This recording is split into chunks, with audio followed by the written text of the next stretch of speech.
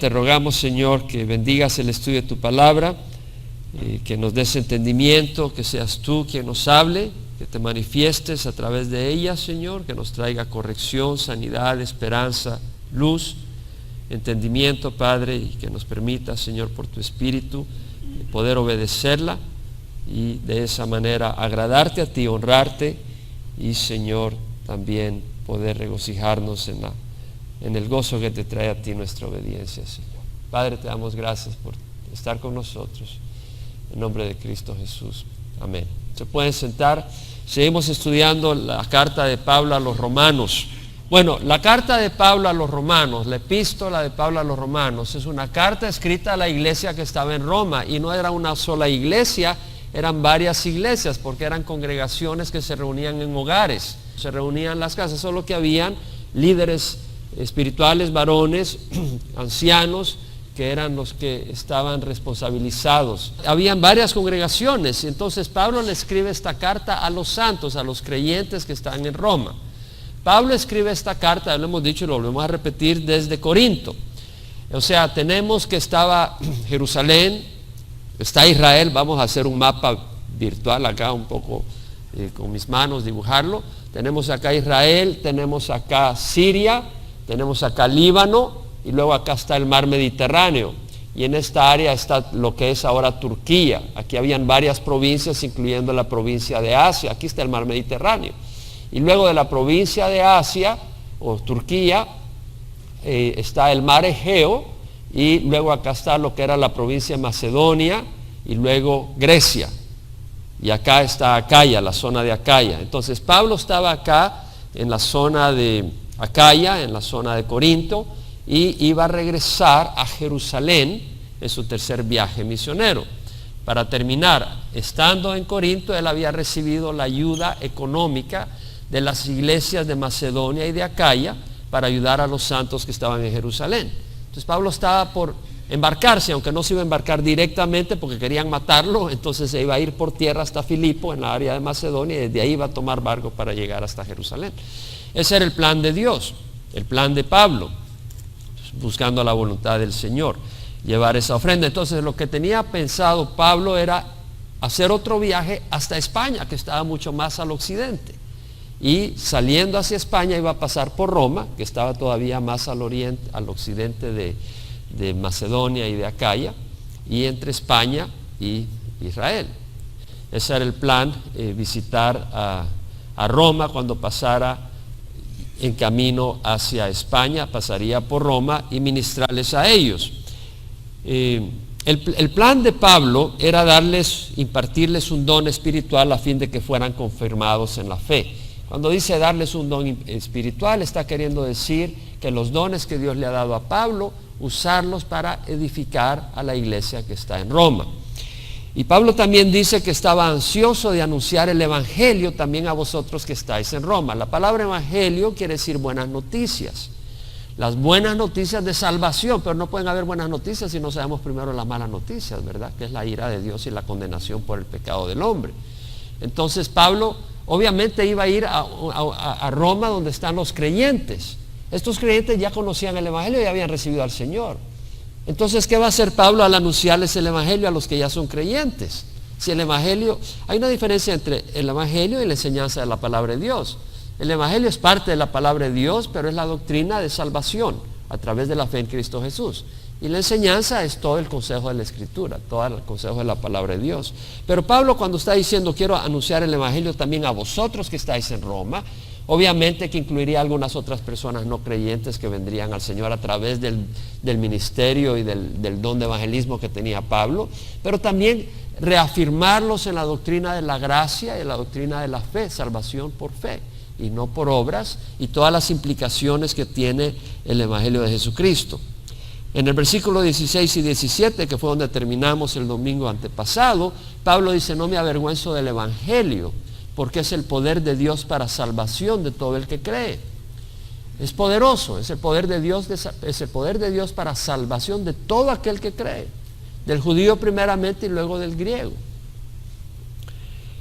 Porque en el evangelio la justicia de Dios, es decir, la rectitud de Dios, el estándar de Dios, se revela por fe y para fe, como está escrito, mas el justo por la fe vivirá. Es decir, a través de la justicia. O sea, Dios no va a aceptar en el reino de los cielos a nadie que sea injusto, a nadie que no sea recto. Y el único que puede ser recto, sabemos que es Jesucristo, y aquellos que se visten de la justicia del Señor Jesucristo. Y esa justicia se reviste uno al creer lo que hizo Jesucristo en la cruz, al poner los ojos y la fe en Él y en la obra salvadora en la cruz. Entonces Pablo dice, en el Evangelio la justicia de Dios se revela por fe y para fe, tal como está escrito, el justo por la fe vivirá. Y ahora pasa Pablo a hablar de la ira de Dios. Y dice, porque la ira de Dios, vamos a ir capítulo 1, versículo 18 al 23. Dice, la ira de Dios se revela desde el cielo contra toda impiedad e injusticia de los hombres que con injusticia restringen la verdad. Porque lo que se conoce acerca de Dios es evidente dentro de ellos, pues Dios se lo hizo evidente. Porque desde la creación del mundo sus atributos invisibles, su eterno poder y divinidad se han visto con toda claridad, siendo entendidos por medio de lo creado, de manera que no tienen excusa. Pues aunque conocían a Dios, no le honraron como a Dios ni le dieron gracias, sino que se hicieron vanos en su razonamiento, su necio corazón fue entenebrecido, profesando ser sabios se volvieron necios, y cambiaron la gloria del Dios incorruptible por una imagen en forma de hombre corruptible, de aves, de cuadrúpedos y de reptiles. Vamos a meditar en estos versículos. Pablo dice, la ira de Dios se revela desde el cielo contra toda impiedad e injusticia de los hombres que con injusticia restringen la verdad. La ira de Dios, la ira de Dios. La ira de Dios es una ira santa, no es una ira caprichosa como la del hombre, no es una ira egoísta como la de un niño, ¿verdad? Que si vas y viene otro niño y le quita su juguete, se pone a pegar de gritos y patadas y enojado, o tal vez le pide a la mamá algo y la mamá no se lo da y empieza a hacer un gran berrinche con gran enojo. Esa no es la ira de Dios. La ira de Dios es una ira justa, es una ira santa, es una ira recta. Ponte el caso de que viene a alguien y viola a una niña de 7 años y le corta los brazos y agarran a ese hombre malvado. La ira de la sociedad está contra ese hombre y lo agarran y lo meten preso.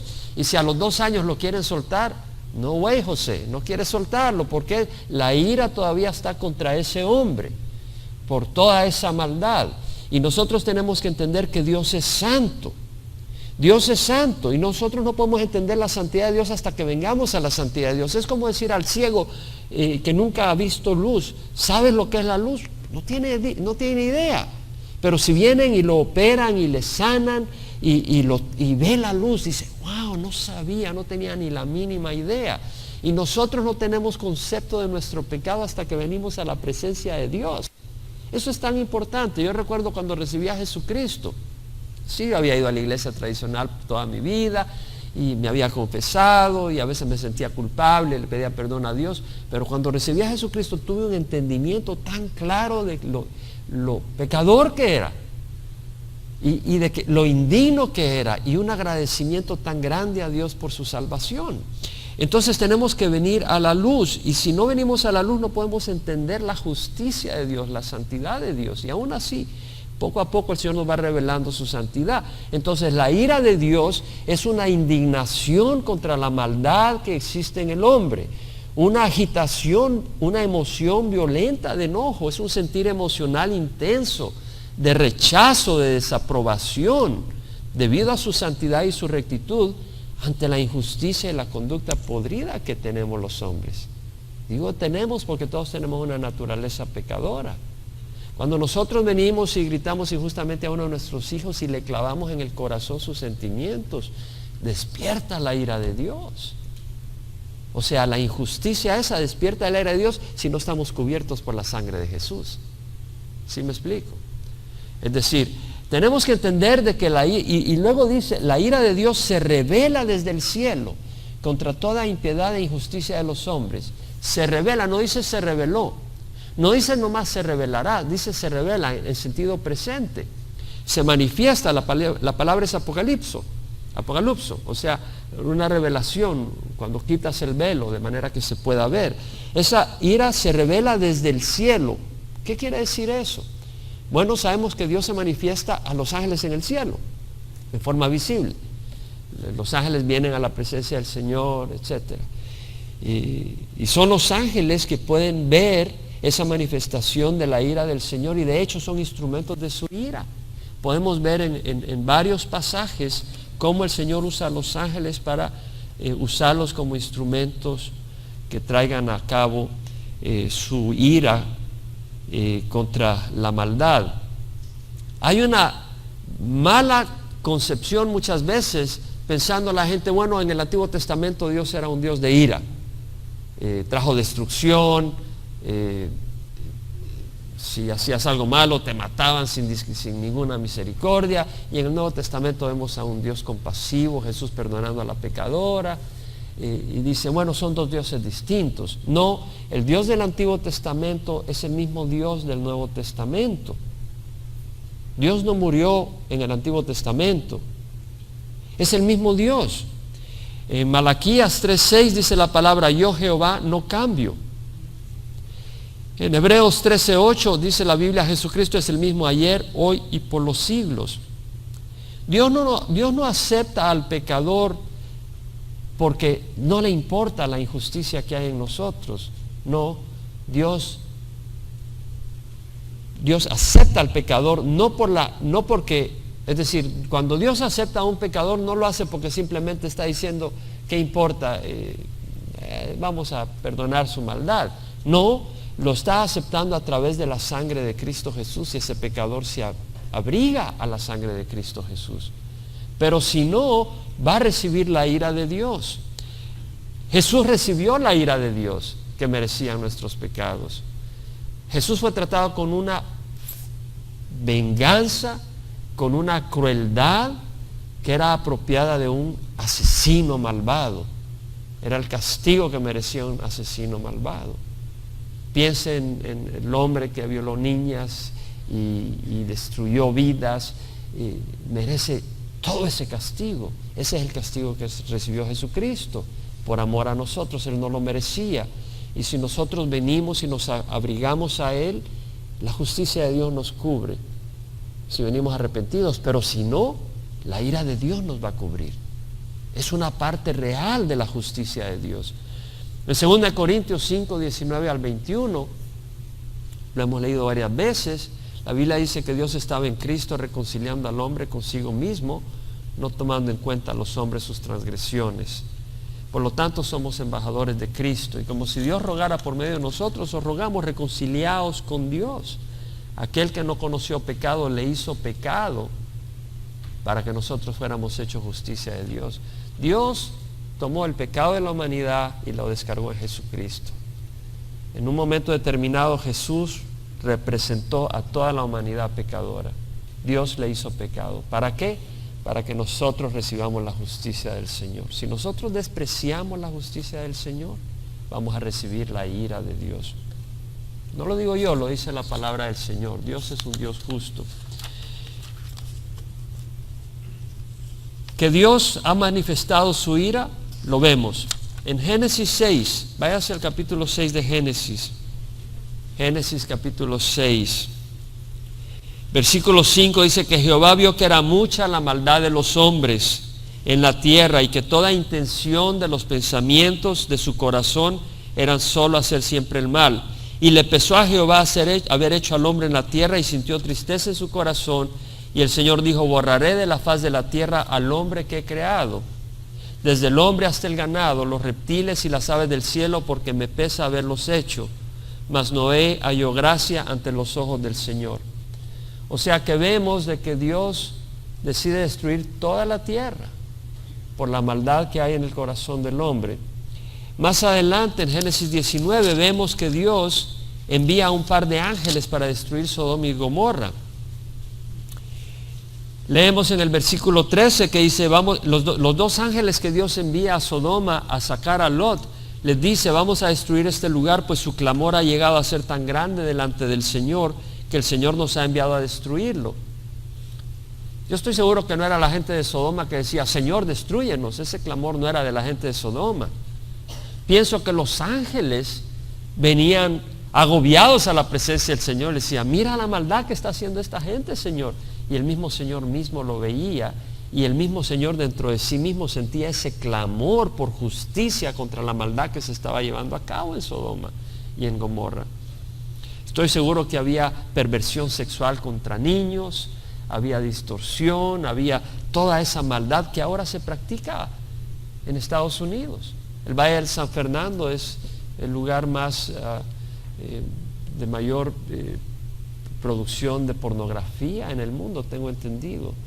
Y lo que es la pornografía infantil y todo eso.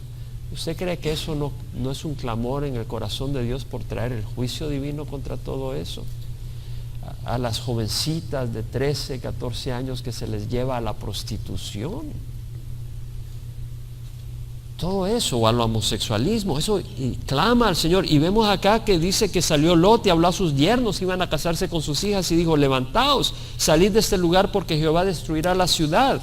Pero a sus yernos le pareció que bromeaba. A mucha gente le parece que bromeamos o que estamos locos cuando pensamos de que Dios va a venir por su iglesia o que Dios va a traer juicio.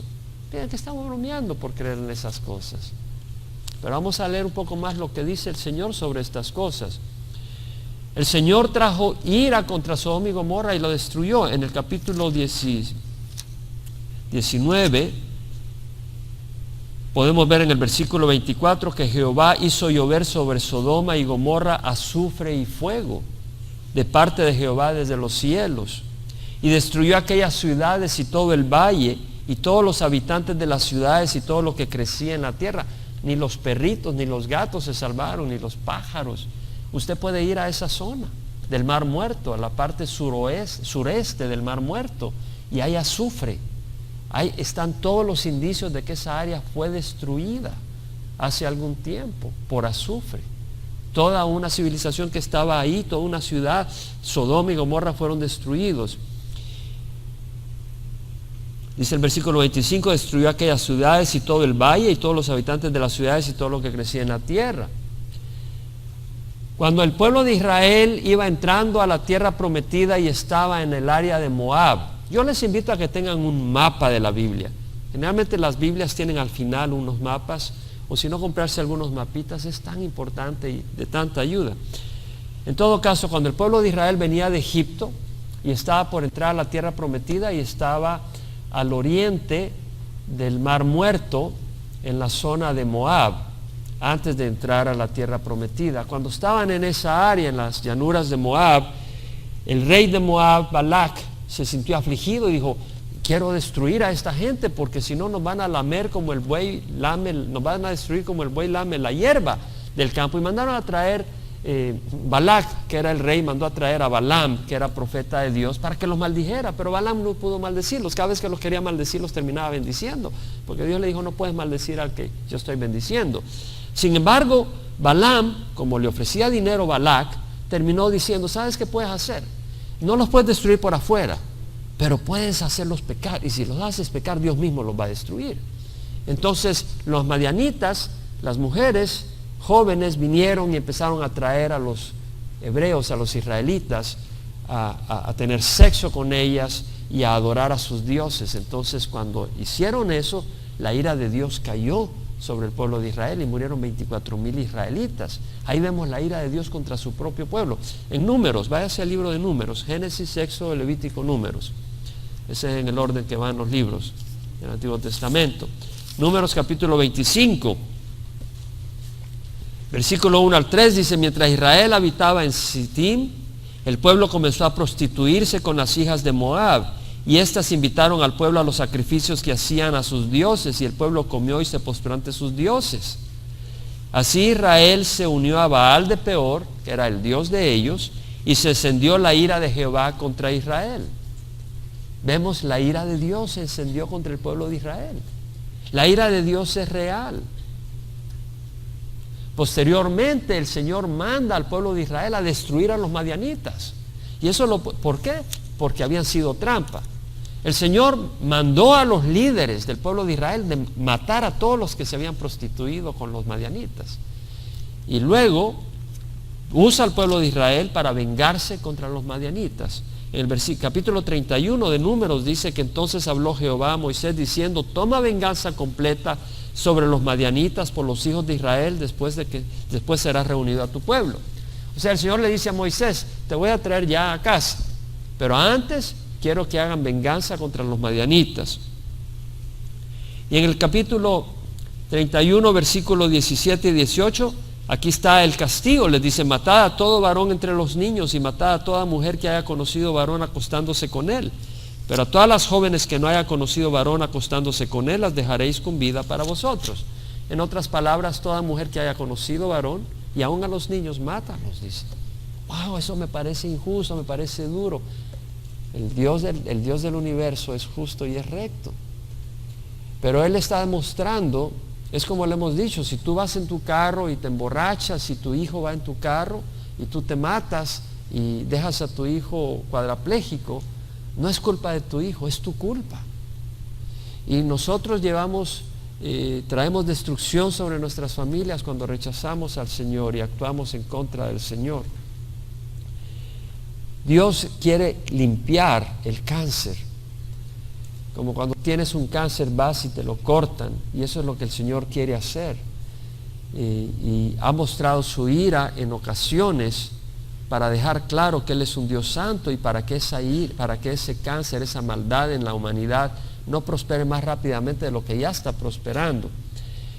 Cuando el pueblo de Israel iba a entrar a la tierra prometida, quienes habitaban ahí eran los cananeos. Y vemos en el capítulo 9 del libro de Deuteronomio, Génesis, Éxodo, Levítico, Número, Deuteronomio, es el siguiente libro. En el capítulo 9 del libro de Deuteronomio, que el Señor le dice al pueblo de Israel, versículo 5: no es por tu justicia ni por la rectitud de tu corazón que vas a poseer su tierra. O sea, el Señor traía al pueblo de Israel para poseer la tierra de Canaán. Iba a desalojar a la gente que estaba ahí, los iban a matar. Pero era gente que cuando Dios le dijo a Abraham la promesa de que le iba a dar esa tierra, pero que primero sus descendencias iban a estar esclavos en Egipto 400 años y después iban a llegar, Dios le hizo claro a Abraham que la ira del Señor no había llegado a su límite, iba a esperar hasta que llegara a su límite. O sea, le iba a dar tiempo a estos pueblos que se arrepintieran, pero estos pueblos no se arrepentían. Estos pueblos quemaban a sus bebés y los ofrecían a sus dioses. Entonces hacían todo tipo de maldad. Y en el versículo 5 de Deuteronomio 9 leemos que dice: no es por tu justicia, le está hablando al pueblo de Israel, ni por la rectitud de tu corazón que vas a poseer su tierra, sino que por la maldad de estas naciones el Señor tu Dios las expulsa delante de ti, para confirmar el pacto que Jehová juró a tus padres Abraham, Isaac y Jacob. O sea que Dios hizo un pacto con Abraham, con Isaac y con Jacob de darles la tierra. Y Dios va a cumplir su pacto, y a la vez va también cumplir su justicia destruyendo a estas naciones. Y Dios así lo hizo. O sea, Dios trae ese castigo. Es absurdo pensar que Dios no interviene en el Nuevo Testamento. Vámonos al libro de Apocalipsis, capítulo 14, versículo 9. Y estamos acá en la revelación de la tribulación, donde vemos de que Juan tiene esta revelación y ve un ángel del cielo. Bueno, son 3 ángeles del cielo que ve en esta parte de la visión. Y dice de que le siguió otro ángel, el tercero, diciendo a gran voz: si alguno adora a la bestia y a su imagen y recibe una marca en su frente o en su mano, él también beberá el vino del furor de Dios, que está preparado puro en el cáliz de su ira, y será atormentado con fuego y azufre delante de los santos ángeles y en presencia del Cordero. Y el humo de su tormento asciende por los siglos de los siglos, y no tienen reposo ni de día ni de noche los que adoran a la bestia y a su imagen, y cualquiera que recibe la marca de su nombre. Entonces vemos de que la palabra del Señor nos habla acá de un ángel que da una advertencia de no adorar a la bestia, que es el anticristo, que aparece en la tribulación, y sobre todo que se declara Dios prácticamente buscando adoración a la mitad de la tribulación de los 7 años, o sea, los 3 años y medio. Y el ángel dice que el que reciba la marca El que adore al anticristo va a beber el vino del furor de Dios. No hay otra palabra más fuerte, ¿no? Furor de Dios, que está preparado puro en el cáliz de su ira y será atormentado con fuego y azufre. Hay una ira de Dios contra Satanás y contra todo lo que él provoca, contra toda la maldad. En Apocalipsis 16 habla de la ira de Dios que dispensa a través de ángeles. En Apocalipsis capítulo 16 dice: oí una gran voz que desde el templo decía a los 7 ángeles: id y derramad en la tierra las 7 copas del furor de Dios. Yo creo que hace muy mal aquel pastor que no habla de la ira de Dios por no asustar a su congregación. De hecho, este miércoles tuvimos un incidente muy interesante, porque creo que uno de los hermanos que estaba enseñando a los pequeños les empezó a hablar del fin del mundo y del juicio de Dios.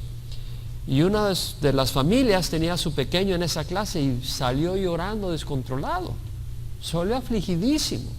Y me dijeron: hermano, ¿puede hacer algo? Porque estaba pero descontrolado, le había dado una pálida a ese pequeño. Y me le acerco y le digo: ¿sabes qué? Le digo, los papás estaban afligidos. Le digo: no, está bien, le digo, está bien. Porque ¿sabes qué? Hay una ira, hay un juicio de Dios y es importante conocerlo. Y me le acerqué al pequeño y le dije: ¿sabes qué? ¿Le tienes miedo a la silla eléctrica? No. Pero si tú fueras un criminal, sí le tendrías miedo a la silla eléctrica, ¿no? Sí. ¿Le tienes miedo a ir a la cárcel? No, porque no has hecho nada malo. Entonces no tienes miedo, le digo. No tienes que tener miedo del fin del mundo.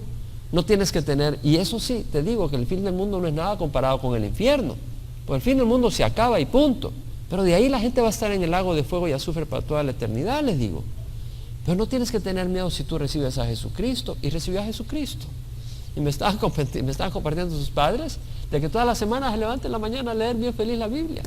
Y que en el camino iba feliz y gozoso porque había recibido a Jesucristo. Y que ya no iba a ir al infierno, ni al fin del mundo, ni nada de eso. Entonces, es importante, hermanos, asustarse un poco y saber que hay un infierno. Con Dios no puedes jugar. Dios es santo, y si tú vives en desafío de Dios, si tú vives desafiando a Dios, si tú vives ignorando a Dios, si tú vives rechazando a Dios, si tú vives ofendiendo a Dios y haciendo daño a otros, te viene el juicio divino. Te viene el juicio divino. Y si tú eres ciego y nunca has estado a la luz, no sabes lo que es la luz.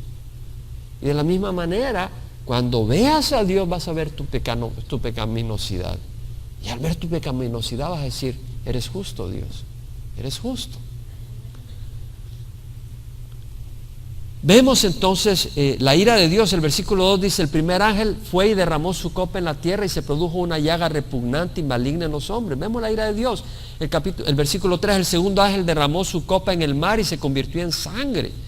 Versículo 4: el tercer ángel derramó su copa en los ríos y en las fuentes de las aguas y se convirtieron en sangre.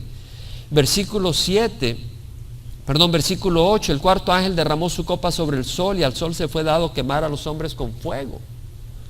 Versículo 10: el quinto ángel derramó su copa sobre el trono de la bestia y su reino se quedó en tinieblas. Y blasfemaron contra Dios por causa de sus dolores y de sus llagas y no se arrepintieron de sus obras. Es un problema cuando tú resistes al Señor al punto que Dios endurece tu corazón. Y vemos en la tribulación que los hombres no se arrepienten. Yo le doy gracias a Dios cuando te da un sentir de arrepentimiento. Pues si no te da sentir de arrepentimiento, ¿qué pasó con Faraón? El Señor le endureció su corazón.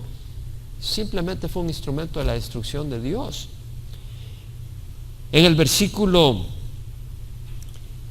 21 habla de enormes granizos como de 1 talento, o sea, de 70 libras cada uno cayeron sobre los hombres, y los hombres blasfemaron contra Dios por la plaga de granizo, porque su plaga fue sumamente grande. O sea, imagínate piedras de hielo de 70 libras que caigan. Y vemos que acá que ellos, en vez de arrepentirse, blasfeman contra Dios, un corazón duro. Entonces, vamos a continuar en Romanos. Y no vamos a entrar en más detalle de la ira de Dios, pero hay mucho más que pudiéramos hablar de la ira de Dios, que me entró mucha curiosidad hoy en la mañana realmente, diría, tal vez parte de la noche, sobre la ira de Dios, pero ya no me dio el tiempo para investigar más. No sé si haríamos un estudio sobre eso, pero vamos a continuar. Dice, la ira de Dios se revela desde el cielo. ¿Contra qué? Contra toda impiedad e injusticia de los hombres que con injusticia restringen la verdad. Vamos a continuar en Romanos. Quédense en Romanos ahí. Aquí hay mucha enseñanza, hermanos. ¿Quién tiene hambre de conocer del Señor? Mira lo que dice. La ira de Dios se revela desde el cielo contra toda impiedad. Hay una diferencia entre impiedad e injusticia. La palabra impiedad en el griego es asebeia, que viene de asebes, que viene de asebo. ¿Qué quiere decir todo esto? Bueno, me interesa saber lo que significa la palabra realmente, porque la palabra impiedad, bueno, ¿qué significa? Entonces, la impiedad quiere decir, viene de la palabra asebes o asebo. La palabra asebo quiere decir reverenciar, adorar a Dios.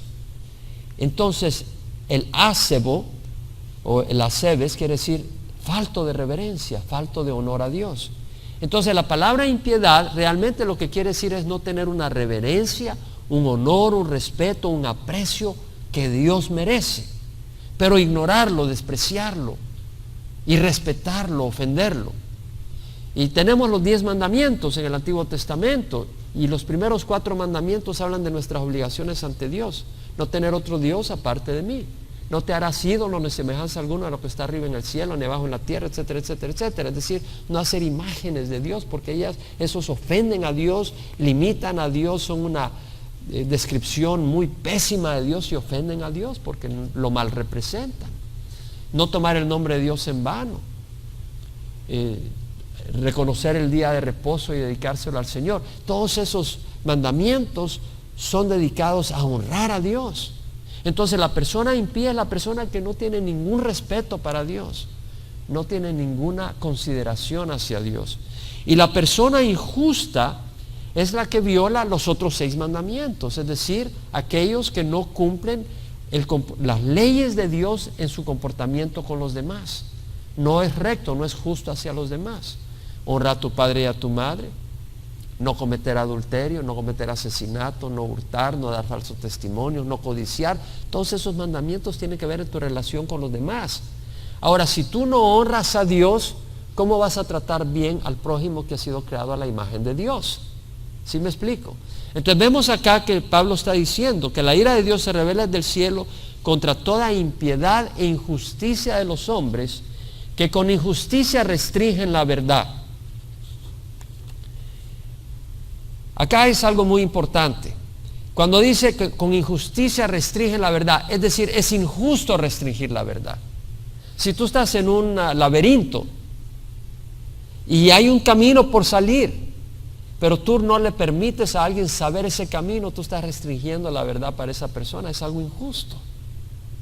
El restringir la verdad es algo que ofende a Dios, y dice con injusticia restringe la verdad. Cuando un padre no le enseña la palabra de Dios a su hijo, cuando un padre no lleva a sus hijos a la iglesia para que conozcan la palabra del Señor, están restringiendo la verdad de sus hijos.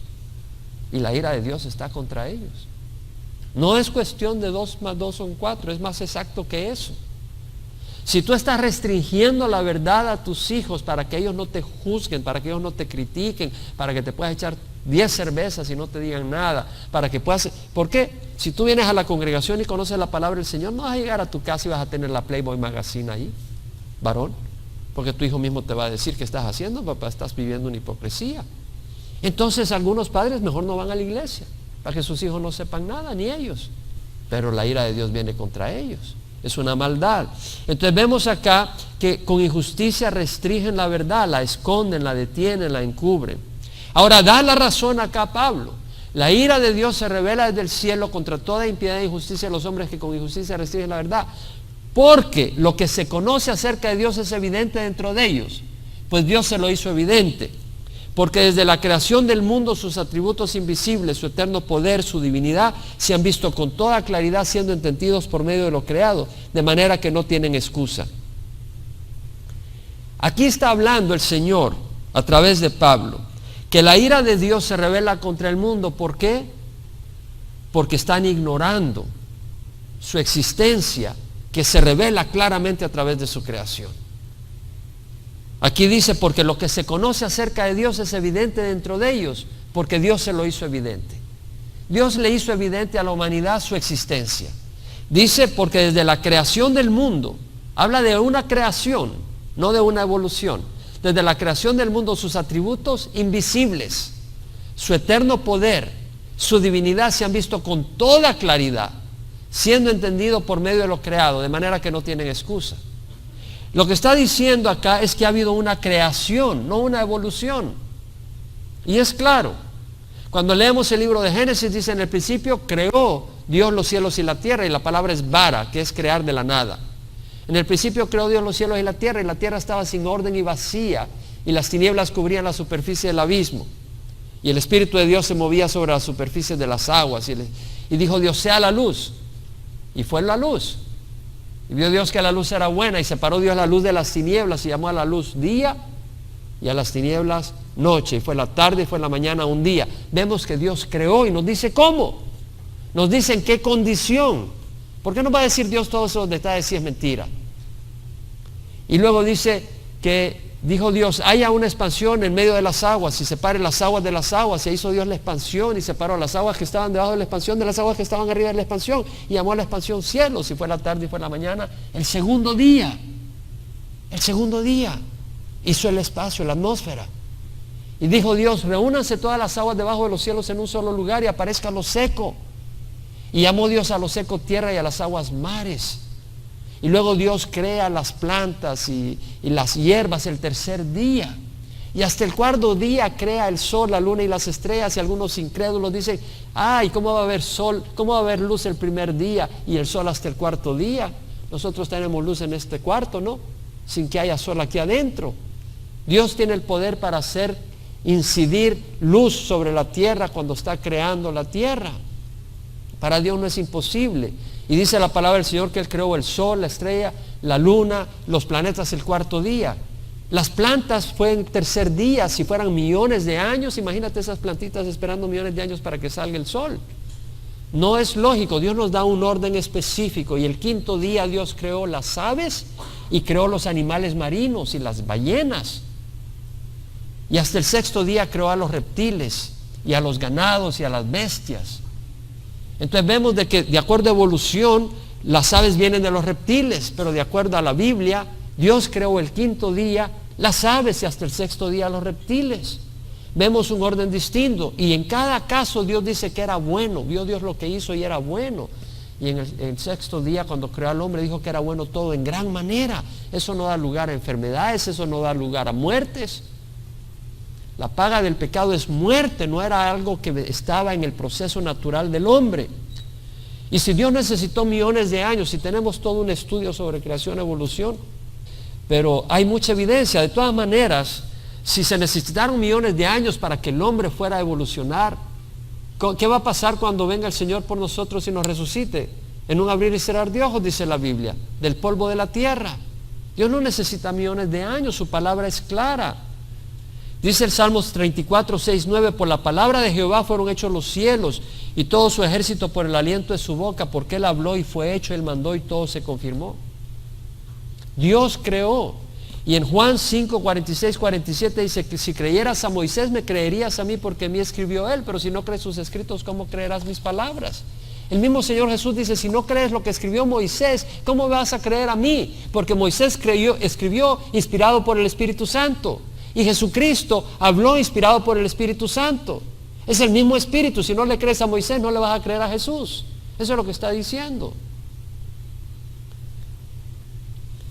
Pero hay también la evidencia natural, y eso es lo que está hablando Pablo acá. Porque lo que se conoce acerca de Dios es evidente dentro de ellos, pues Dios se lo hizo evidente. Porque desde la creación del mundo, sus atributos invisibles, su eterno poder y su divinidad se han visto con toda claridad, siendo entendido por medio de lo creado, de manera que no tienen excusa. Podemos ver el orden que hay en la creación. Es un orden increíble. Si la tierra estuviera un 3% más lejos del sol, nos congelaríamos, no habría vida. Si estaríamos 3% más cerca del sol, nos achicharraríamos, no habría vida. Si la Tierra fuera más grande, la fuerza de gravedad sería tan tremenda que apenas pudiéramos caminar y la presión atmosférica sería dificilísima soportarla. Si la Tierra fuera más pequeña, no tendría suficientemente fuerza de gravedad para retener la atmósfera que necesitamos para el oxígeno y poder respirar. Si la Tierra girara más lentamente, el día sería más largo y el calor sería insoportable. Las temperaturas serían calientes en el día y extremadamente frías en la noche. Si la luna fuera más grande o estuviera más cercana, tendríamos maremotos todos los días. Si no existiera la luna, no tendríamos las mareas que son necesarias para oxigenar el agua del mar para que los peces del mar puedan sobrevivir. Si no existiera Júpiter, Júpiter sirve como una máquina aspiradora. Cuando vienen desperdicios cósmicos contra la Tierra, Júpiter los atrae por la fuerza de gravedad de manera que no caen en la Tierra. Si no existiera Júpiter, no estuviera en la órbita que tiene, no tuviera el tamaño que tiene, la Tierra estaría destruida. Y estas son cosas que han descubierto los científicos. Dios ha mostrado un balance increíble que no es accidental. O veamos el diseño del ojo. ¿Cómo puedes creer que el diseño del ojo es accidental? La pupila se abre cuando estás en un lugar como esto, se abre un poco más. Pero sales hacia afuera y se te cierra, pero no del todo, si no, no puedes ni manejar. Se te cierra un poco y no necesitas una calculadora para saber cuánto. El cerebro te calcula cuánto se debe cerrar la pupila del ojo. Y entra la luz que lleva la imagen de lo que estás viendo, y en el fondo del ojo hay células que llevan esa imagen al cerebro para que tú puedas ver que lo que estás viendo es un gato, un conejo y no tu novia, para que no le des un beso, como decimos, ¿no? Te ayuda a entender. Y luego esas células del ojo necesitan oxígeno, pero están adentro. El aire no les lleva el oxígeno. Entonces hay un sistema de cañerías y tuberías que llevan sangre, y esa sangre agarran el oxígeno de los pulmones. Hay una sustancia, hay una proteína en la sangre que se llama hemoglobina, y esa hemoglobina atrapa el oxígeno y va por la sangre, y cuando llega al ojo suelta ese oxígeno a las células del ojo. Pero el ojo, las células del ojo producen una sustancia tóxica que es el dióxido de carbono. Esa hemoglobina atrapa el dióxido de carbono y va y se lo lleva de regreso a los pulmones y ahí lo suelta. Pensar que todo eso es resultado de accidente. ¿Y cómo puede funcionar esa sangre si no hay un corazón que lo bombee? Ese corazón tiene que estar funcionando y bombeando la sangre, pero el corazón no puede funcionar si los pulmones no funcionan, porque no recibiría el oxígeno que necesita. Y cuando se está desarrollando el feto, que no están funcionando ni el corazón ni los pulmones, es a través de la sangre de la madre que está sobreviviendo el niño. ¿Tú puedes creer que todo eso es resultado de accidente? Es absurdo pensar que es resultado de accidente. Y luego pensar que esos ojos cayeron en 2 agujeros que estaban en el cráneo por casualidad. Imagínate. Y luego tenemos 2 ojos, no uno. ¿Sabes por qué?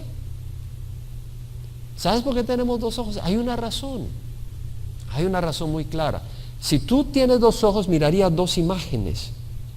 Y la razón que no ves 2 imágenes es que los músculos de la cabeza, guiados por el cerebro, desvían los ojos un poquito, tú no te das cuenta, es muy poco, y produce un ángulo para que las 2 imágenes se conviertan en uno. Y esa imagen se convierte en uno, y la desviación de los 2 ojos depende de la profundidad de la distancia que está la imagen. Entonces, gracias a que tienes 2 ojos, puedes ver tridimensionalmente. ¿Tú crees que eso es accidente? ¿Tú crees que eso puede ser accidente? Y luego todo el sistema circulatorio donde tienes el corazón, los pulmones. ¿Y qué es lo que tienes? Tienes una cavidad torácica protegiéndolos. Porque el Señor sabe que somos pleitistas, vea, y ahí nos tiramos golpes. Imagínate un golpe en el corazón o en los pulmones. Ahí te quedaste.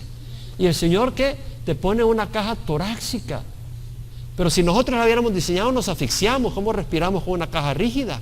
Pero esta caja es rígida pero flexible. Respiras y se expande, pero también te protege. ¿No es un diseño maravilloso? ¿Quién dice gloria a Dios? Ahora, Dios es espíritu, ¿y por qué ese espíritu no lo vemos? Tú no ves la fuerza de gravedad, ¿verdad? ¿No? Pero no dice, la voy a desafiar, me voy a tirar a este precipicio porque no veo la fuerza de gravedad. Te vas a quebrar todo, y así te vas a quebrar si tú desafías a Dios porque no lo ves. Si tú desafías a Dios porque no lo ves, te vas a quebrar. Vemos el viento, no lo vemos, pero vemos su manifestación. Vemos la fuerza de gravedad, no la vemos, pero vemos su manifestación. Vemos el magnetismo, no lo vemos, pero vemos la electricidad, no, pero no metas los dedos por ahí. Porque sabes que hay una manifestación. La Biblia dice, los cielos proclaman la gloria de Dios y la expansión anuncia la obra de sus manos. Un día transmite el mensaje a otro día, una noche a otra noche revela sabiduría. No hay mensaje, no hay palabra, no se oye su voz, mas por toda la tierra salió su voz. Hasta los extremos de la tierra sus palabras. ¿Qué quiere decir? Que Dios nos está hablando a través de la naturaleza. Aquí estoy. Un día transmite el mensaje a otro día, una noche a otra noche revela sabiduría. Entonces vemos que el Señor dice, desde la creación del mundo sus atributos invisibles, su eterno poder y su divinidad se han visto con toda claridad. ¿Podemos decir eso? Con toda claridad, siendo entendidos por medio de lo creado, siendo entendidos por medio de lo creado, de manera que no tienen excusa. O sea, no hay excusa para la evolución, no hay excusa para el ateísmo. Dice la palabra del Señor, el necio ha dicho en su corazón no hay Dios. La palabra necio en el hebreo es naval,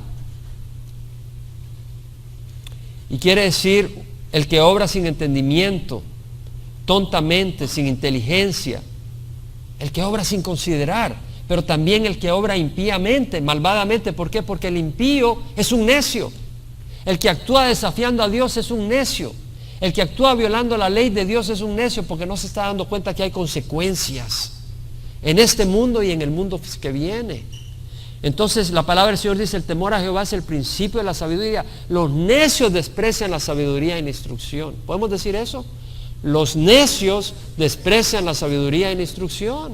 Y eso éramos nosotros, amén, en algún momento. Pero el Señor nos abrió los ojos por su misericordia y nosotros tenemos que llevar ese mensaje a otros. Pero ese mensaje incluye las malas noticias.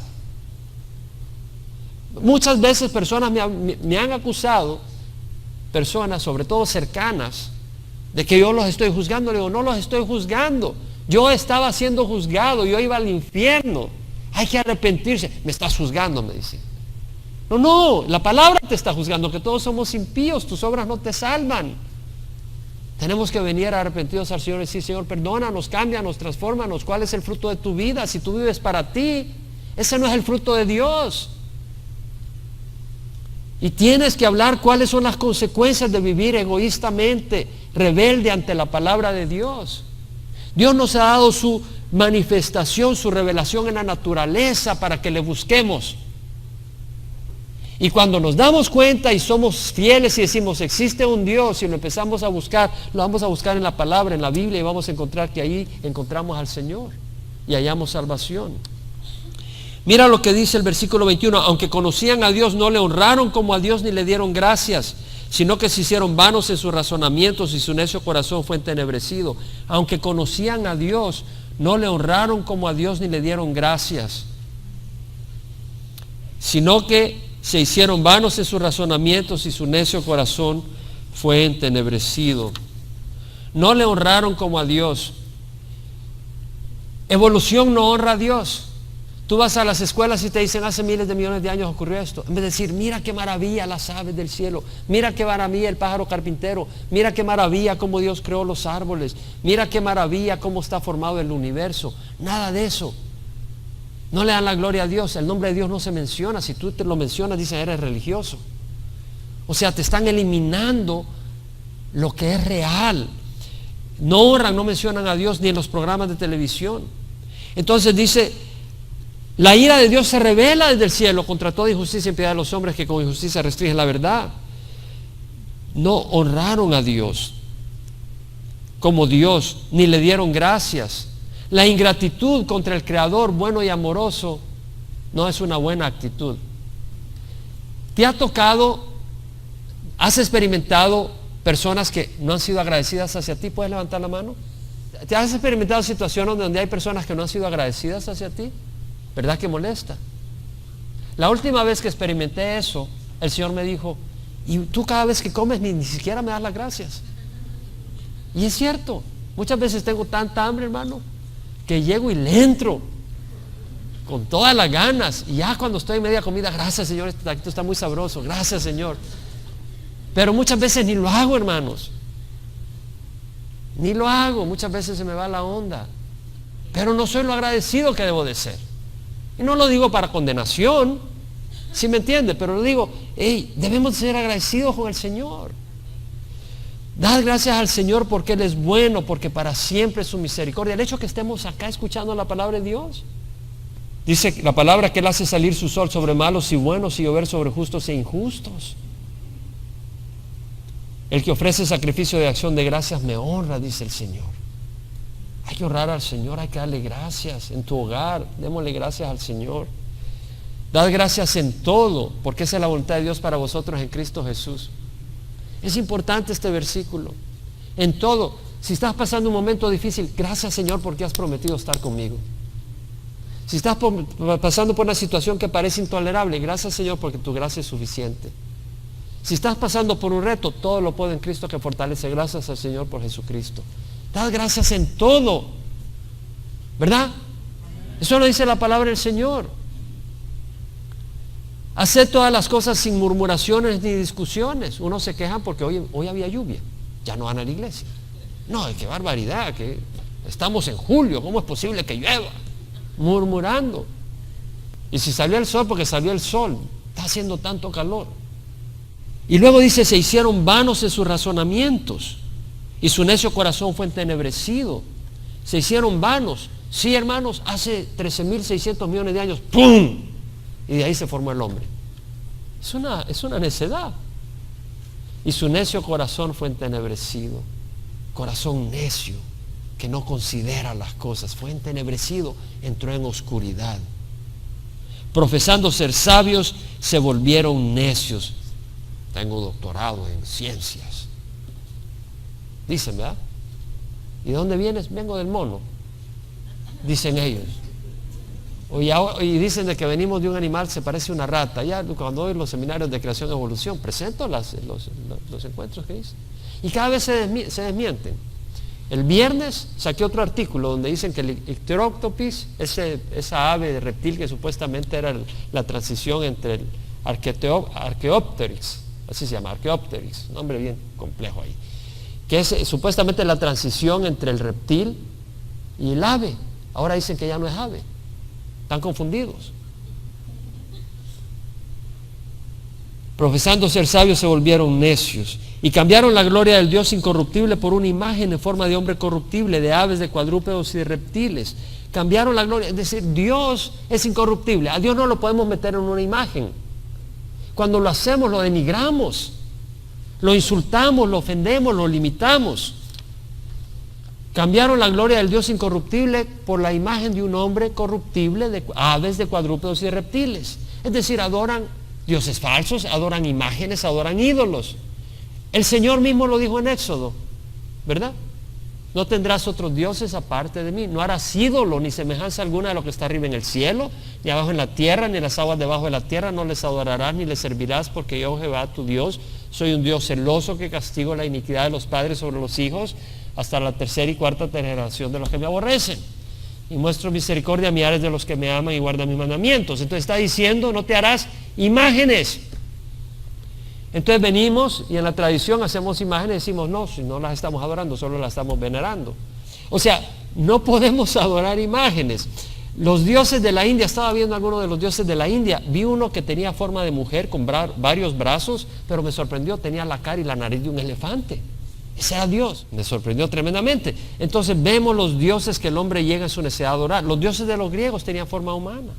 Los dioses de Egipto, estaba viendo uno que tenía el cuerpo humano y la cabeza de cabro. Los dioses de Mesopotamia, vi uno que tenía el cuerpo de pájaro y la cabeza de león. Imagínate, pobre pajarito con la cabeza de león.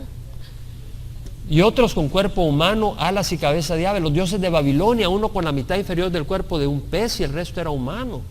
Satanás ha codiciado la adoración y a través de la idolatría demonios son adorados. Yo no estoy de acuerdo en adorar imágenes de Jesús, porque Jesús no está en una estampilla. Además, ¿quién dijo que era rubio y de ojos verdes? ¿verdad? Porque en Medio Oriente la gente no tiende a ser rubia ni de ojos verdes. La palabra del Señor dice: si alguno me ama, guardará mi palabra, y mi Padre le amará, y vendremos a él y haremos en él morada. No en una estampilla, sino en ti mismo.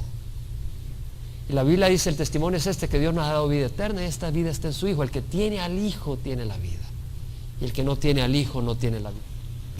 Realmente, qué bueno que podemos tener a Jesús en nuestro corazón. Y si tú no tienes a Jesús en el corazón, ¿por qué no lo recibes? Hay una ira que viene. Esta es la palabra de Dios. Esta no es mi palabra. Esta es la palabra de Dios. Qué bueno saber que hay una ira de Dios. ¿O prefieres que te agarre por sorpresa? ¿Prefieres estar en lo oscuro y caerte en el precipicio? ¿O prefieres que alguien te abra los ojos y veas que hay un precipicio para que no caigas? ¿Qué es lo que quieres en la vida? Yo quiero conocer la verdad. Yo prefiero conocer la verdad que vivir en la oscuridad. Si tú nunca has recibido a Jesucristo, recíbelo ahora. Pídele a Dios perdón. Ahí donde estás puedes recibirlo. Te invito a que lo recibas. Padre Santo, te ruego perdón por mis pecados. Creo que Jesús murió en la cruz por mis pecados. Acepto su sacrificio y recibo a Jesús como Señor y Salvador de mi vida. Señor, te ruego que gobiernes mi vida y me dirijas. Y me des tu espíritu para hacer el bien y rechazar el mal. Me des entendimiento de tu palabra y sed para buscarla y conocerla. Quiero vivir para ti, Señor. Apártame de la destrucción y del pecado. En nombre de Jesús. Amén.